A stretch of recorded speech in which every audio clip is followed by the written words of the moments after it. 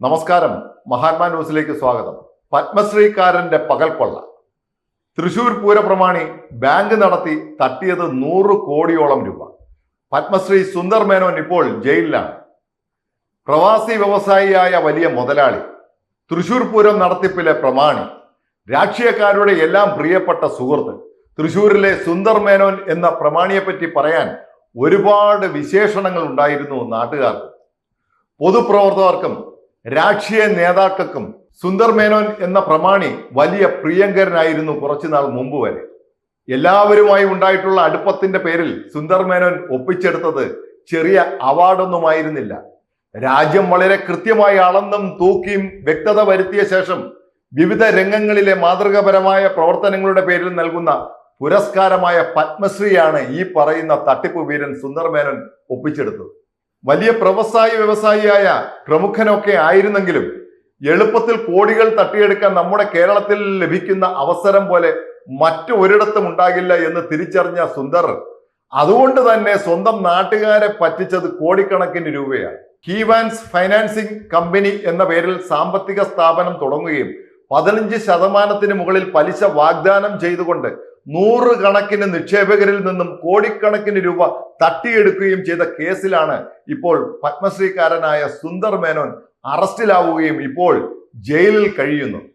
ജമ്മു ആസ്ഥാനമായി തുടങ്ങിയ സ്ഥാപനം അതിന്റെ ശാഖ തൃശൂരിലടക്കം നിരവധി സ്ഥലങ്ങളിൽ പ്രവർത്തിപ്പിച്ചാണ് വലിയ തോതിൽ നിക്ഷേപകരെ ആകർഷിപ്പിച്ച് വലിയ തുക തട്ടിയെടുത്തത്. ലക്ഷക്കണക്കിന് രൂപ ഈ കമ്പനിയിൽ നിക്ഷേപിച്ച ആൾക്കാർ കഴിഞ്ഞ 5 വർഷമായി പലിശയൊന്നും ലഭിക്കാതെ വരികയും നിക്ഷേപ തുക തിരികെ ലഭിക്കാതെ വരികയും ചെയ്തപ്പോഴാണ് പരാതിയുമായി പലരും പോലീസ് സ്റ്റേഷനിലെത്തിയത്. ഇതേ തുടർന്ന് പോലീസ് നടത്തിയ അന്വേഷണത്തിൽ മറ്റു ശാഖകളിൽ കൂടി വലിയ തോതിൽ സാമ്പത്തിക തട്ടിപ്പ് നടന്നതായി കണ്ടെത്തി. വാർത്ത പുറത്തു വന്നതോടുകൂടി പല പ്രദേശങ്ങളിൽ നിന്നും നിരവധി നിക്ഷേപകർ പരാതികളുമായി പോലീസ് സ്റ്റേഷനിൽ നിന്നെത്തി. സാമൂഹ്യ സേവനത്തിന്റെ മറവിൽ പ്രമാണിയായി മാറിയ സുന്ദർ മേനോൻ ഒരു ഭൂലോക തട്ടിപ്പ് വീരനായിരുന്നു എന്നാണ് പുറത്തു വരുന്ന റിപ്പോർട്ടുകൾ. തൃശ്ശൂരിൽ മാത്രമല്ല കേരളത്തിലെ മിക്കവാറും എല്ലാ രാഷ്ട്രീയ പാർട്ടികളുടെയും മുതിർന്ന നേതാക്കളുമായി സുന്ദർ മേനോൻ നല്ല അടുപ്പത്തിലായിരുന്നു. സ്വന്തം ധനകാര്യ സ്ഥാപനത്തിൽ നിക്ഷേപവുമായി സ്വീകരിച്ച തുകയിൽ ഒരു പങ്ക് രാഷ്ട്രീയ നേതാക്കന്മാർക്ക് നൽകുന്നതിനും സുന്ദർ മേനോൻ മടി കാണിച്ചിരുന്നില്ല.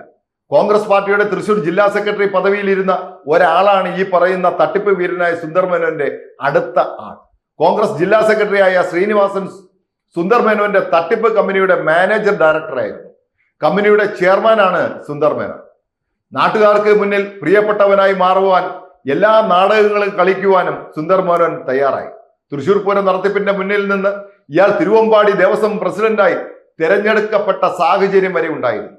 പ്രവാസി വ്യവസായി എന്ന നിലയിലും തൃശൂരിലടക്കം നടത്തിക്കൊണ്ടിരിക്കുന്ന സാമൂഹ്യ സേവനങ്ങൾ പറഞ്ഞുകൊണ്ടാണ് സുന്ദർ മേനോൻ പത്മശ്രീ പുരസ്കാരത്തിനുള്ള അപേക്ഷ സമർപ്പിച്ചത്. അത്ഭുതകരമായ ഒരു കാര്യം, സുന്ദർ മേനോന്റെ പത്മശ്രീക്കുള്ള അപേക്ഷ ശുപാർശ ചെയ്തത് കേന്ദ്ര സർക്കാരിന് കൈമാറിയത് അന്ന് മുഖ്യമന്ത്രിയായിരുന്ന VS അച്യുതാനന്ദനായിരുന്നു. ആ മന്ത്രിസഭയിൽ ഭക്ഷ്യമന്ത്രിയായിരുന്ന CPI നേതാവ് C ദിവാകരനാണ് സുന്ദർ മേനോന്റെ പത്മശ്രീക്ക് വേണ്ടി അണിയറ പ്രവർത്തനങ്ങൾ നടത്തിയത് എന്നും പറയുന്നു. 2016 BJP സർക്കാരാണ് സുന്ദർ മേനോന് പത്മശ്രീ പുരസ്കാരം നൽകുന്നത്. പത്മശ്രീ പുരസ്കാരത്തിന് തിരഞ്ഞെടുത്ത മറ്റൊരാൾ ഗാന്ധിയനും സാമൂഹിക പ്രവർത്തകനുമായ P ഗോപിനാഥൻ നായരായിരുന്നു. ലോകപ്രചാരം നേടിയ കേരളത്തിലെ ഒരു മഹോത്സവമാണ് തൃശൂർ പൂരം. പൂരത്തിന്റെ പെരുമയും ആഘോഷവും ഇപ്പോഴും ഒരു കുറവും വരാതെ നിലനിന്നു പോകുന്നുമുണ്ട്. ദൗർഭാഗ്യവശാൽ തൃശൂരിൽ നിന്നുമാണ് പല സാമ്പത്തിക തട്ടിപ്പ് കമ്പനികളുടെയും വാർത്തകൾ സ്ഥിരമായി പുറത്തു വന്നുകൊണ്ടിരിക്കുന്നത്. കേരളത്തിൽ ഏറ്റവും കൂടുതൽ ചിട്ടി സ്ഥാപനങ്ങൾ പ്രവർത്തിക്കുന്ന ജില്ലയാണ് തൃശൂർ. അതുകൊണ്ട് കൂടിയാകാം ധനകാര്യ സ്ഥാപനങ്ങളുടെ പേര് പറഞ്ഞുകൊണ്ട് നിക്ഷേപ തട്ടിപ്പ് നടത്തുന്നതിന് തൃശൂർ പറ്റിയ സ്ഥലമായി തട്ടിപ്പ് സംഘം കണ്ടെത്തുന്നത്. ഏതായാലും ഇതുവരെ കേരളീയർ കണ്ടിട്ടുള്ള തട്ടിപ്പ് പ്രമാണിമാരിൽ സാമ്പത്തികമായി ഉയർന്നവർ പലരും ഉണ്ടായിട്ടുണ്ടെങ്കിലും രാഷ്ട്രം പത്മശ്രീ നൽകി ആദരിച്ച ഒരാൾ മഹാ തട്ടിപ്പുകാരനായി മാറുകയും ജയിലിൽ കഴിയുകയും ചെയ്യുന്ന ദുരാവസ്ഥ ദയനീയം തന്നെയാണ്. കേരളമായതുകൊണ്ട് കേരളീയർ ഏതു കാലത്തും 10 വെച്ചാൽ 100 കിട്ടുമെന്നതിന്റെ പിറകെ പായുന്ന സ്വഭാവക്കാർ ആയതുകൊണ്ടും ഇനിയും ഇത്തരം തട്ടിപ്പ് വാർത്തകൾ വന്നുകൊണ്ടിരിക്കും എന്നതാണ് ചരിത്രം പറയുന്ന വസ്തുത. നന്ദി.